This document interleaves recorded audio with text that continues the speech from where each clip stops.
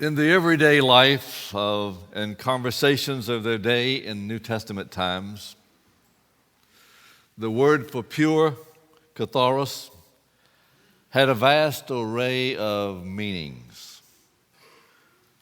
Clothes that were clean in contrast with dirty and soil. Things without mixture, blemish, or alloy. Pure, water, wine, grain separated from all shape, silver and gold that was sterling in character, an army that was cleansed of ineffective and inefficient soldiers, a first-class fighting force. Blood lineage, the descent, absolutely pure. Language that was free of all grammatical errors. Someone cleared of a debt or obligation. Someone ceremoniously clean. Someone fit to enter the temple. Morally free from pollution, defilement, and guilt. A great epitaph of that day would be to pay tribute to one who kept their life untarnished. A purging draught that cleanses the body of all impurities. So clearly, pure is a word that wasn't that day with a great variety of meaning. And looking at that usage in the common life of the New Testament, perhaps if we went back to the Old Testament and gathered how they looked at it, it might be helpful. Very common in the Old Testament, that word pure in heart was pure 150 times. It had two distinct meanings. The majority dealt with ceremonial purity. We get that from reading Leviticus and the stories in the Old Testament. First, it was foods and animals to be eaten or avoided. And secondly, it was observance of rules and regulations and rituals. Pure was mentioned in Exodus 37 times and Leviticus 34 times. Imagine with me for a moment living in Old Testament times. Are you back there with me? Let's go back, okay? If I wanted to do something from my heart, I would first have to figure out what I could do outwardly that would show that. That was the way they looked at it. That would typify and express the intent of my heart. So I've got to figure out something I can do outwardly that will show you the intent of my heart and show that in some ceremonial form. I like today better. And the reason we look at it today differently is we compare that with the Jesus and his parables in the New Testament. For when you look at Jesus and his parables in the New Testament, katharos is, though infrequently does describe spiritual purity, it talks about much more. Back to the Old Testament in Psalm 24, verses 4 and 5. He that has clean hands and a pure heart, who have not lifted up his soul unto vanity and sworn deceitfully. He shall receive the blessings of the Lord and righteousness from the God of his salvation.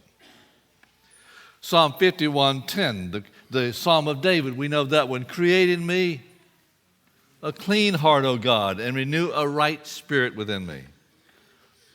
From all this stands out from the world of then, two concepts of pure. First, a matter of rituals, of ceremonial observances. And secondly, a matter of life and conduct, the state of the mind and the heart. First, let's look at ritual purity. What you ate, clean and unclean animals. What you touched. You were not allowed to touch a dead body. If you did, it made you unclean for 7 days.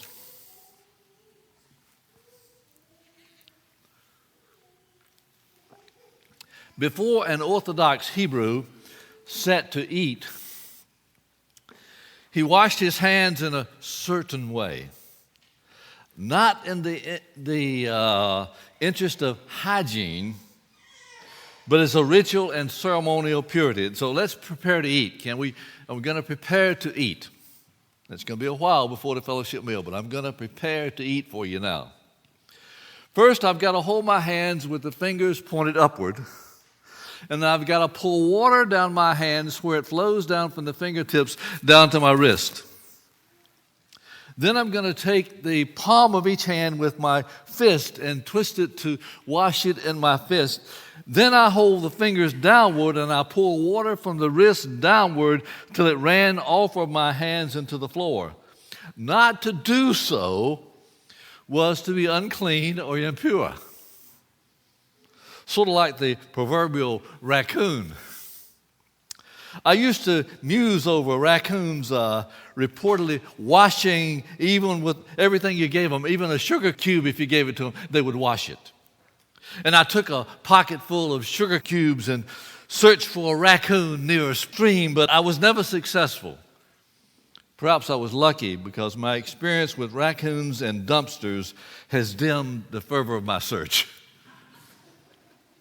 Relating to Leviticus and unclean animals, I read my Bible from early youth all the way through a few times. Yet I never caught on to some animals were unclean because they are whether sky, land, or sea, because they are basically, as the early Adventists that I met said, they are garbage disposal units. And they instructed me that I should not be eating that. And after finding that out, I have searched and I have not found anywhere that Jesus changed the habits of those animals. They still are the garbage disposal units.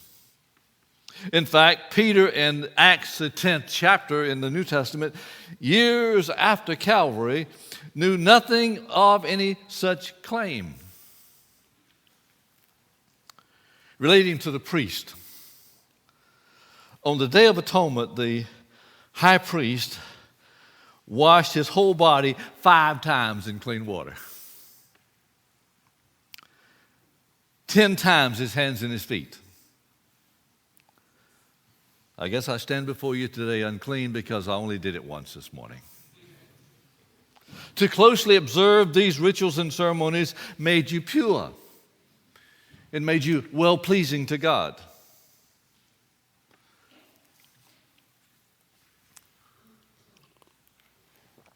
Another aspect of pure comes from the regulations governing the eligibility for the priesthood. To be a priest, to be a preacher, if you will, you must be a descendant of Aaron. You could be a good man, a great spiritual tower, but it didn't matter. It was never going to happen that you were going to be a priest if you were not a descendant of Aaron. If a man was a descendant of Aaron, nothing could stop him. He was a priest. If a man is not a descendant of Aaron, all the spirituality in the world could not make him a priest. He could be a priest, he could be an arrogant and adulterer. But if Aaron they came from, they were priests. But there was one proviso, a law that was laid down. There were 142 blemishes which disqualified you if you had one of them. Any blemish, however small, ruled a man out. From this point of view, pure had been, you can see, in the eyes of the people, totally externalized. It's like the heart didn't enter into it at all. It became a matter of observing and doing. It seems that the heart was left out of it. This is what you would call the official Orthodox view, concept of pure in the time of Christ. and Jesus Christ our Lord. In 2 words, contradicted and disassociated himself from all of it, played havoc with the religious leaders' habits and customs when he said, "Blessed are the pure in heart." Just nailed it. To Jesus, purity is an inward thing. It is something in the heart, in the mind, in the attitudes that we have. So when Jesus said that it was a total rejection of the outward, the Pharisee understanding of pure,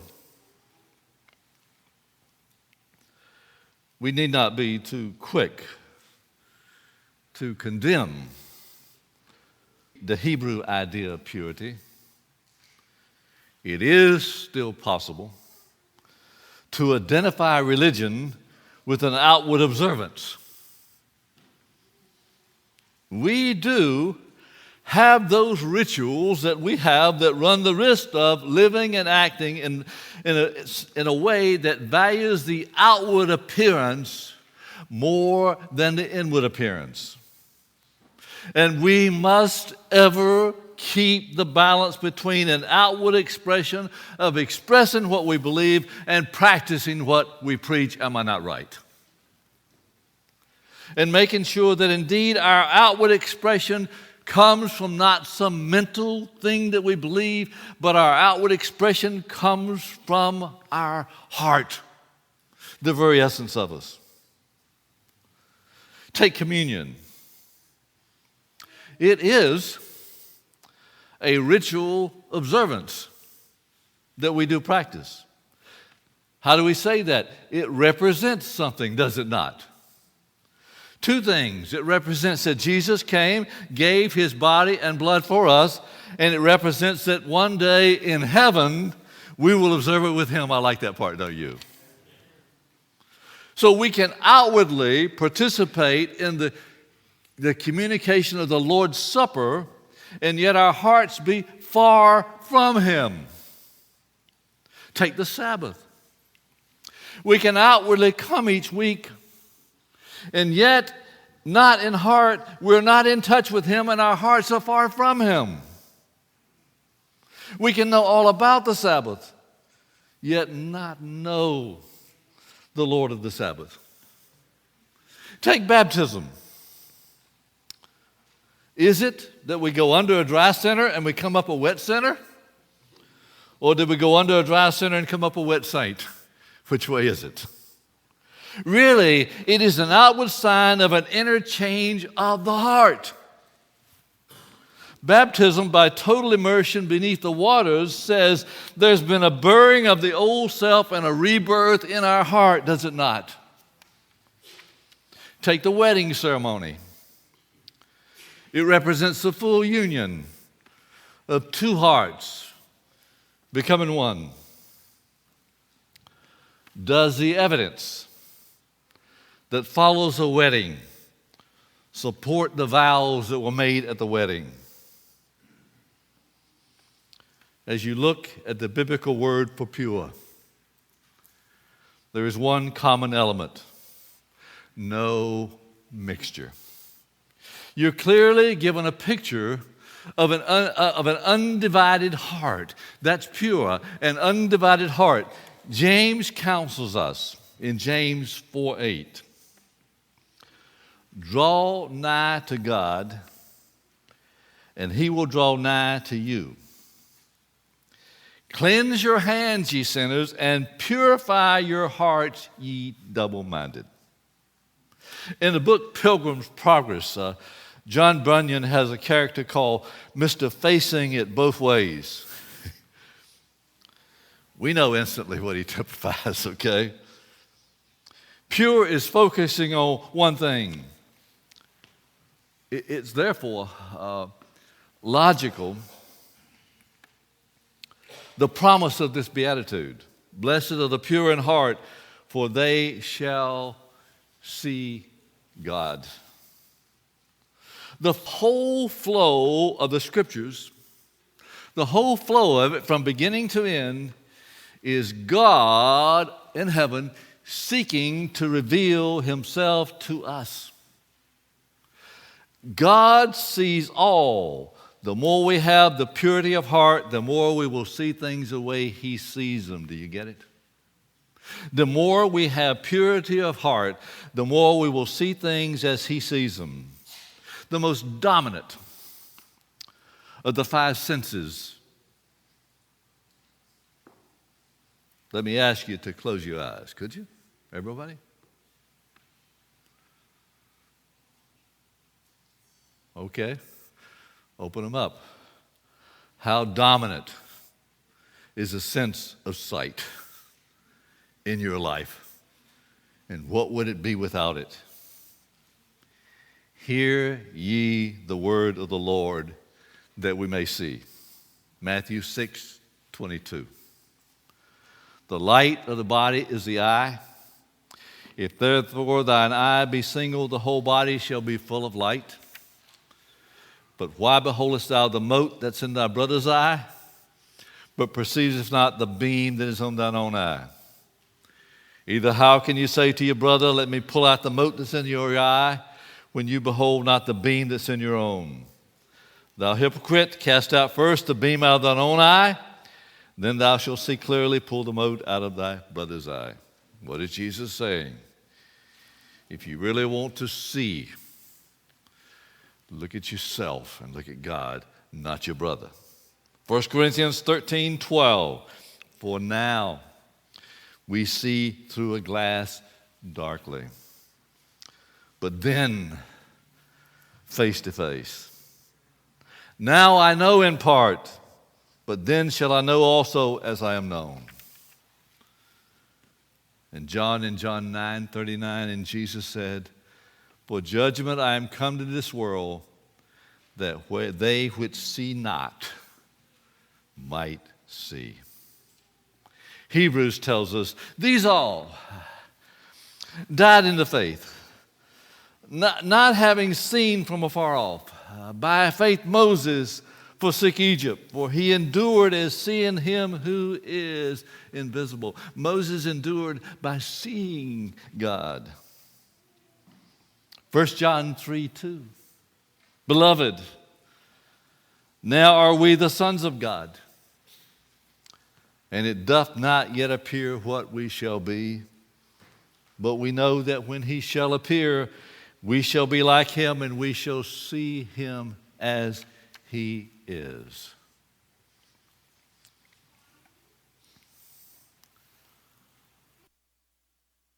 A deacon and his son were driving down a country road, and they saw a watermelon patch a little way off the highway.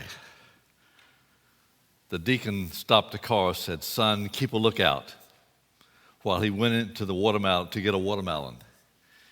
He got the watermelon.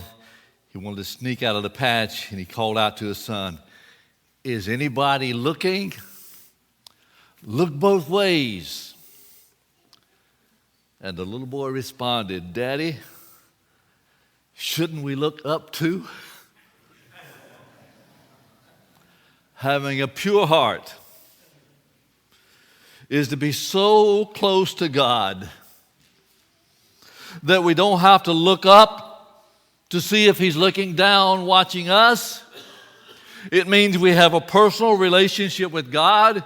His law is written in our hearts. We look in our hearts and we know he sees. The transcript of his character is our character, and we see as he sees.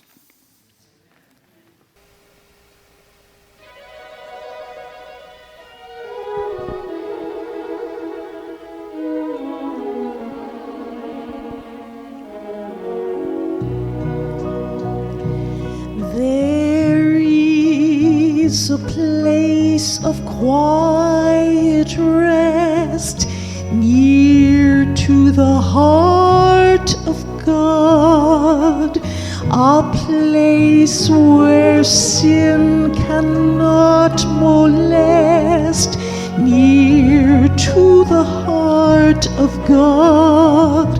Oh, Jesus, blessed Redeemer, from the heart of God. Hold us who wait before thee, near to the heart of God. There is a place of comfort sweet, near to the heart of God, a place where we our Savior meet, near to the heart of God. O Jesus, blessed Redeemer,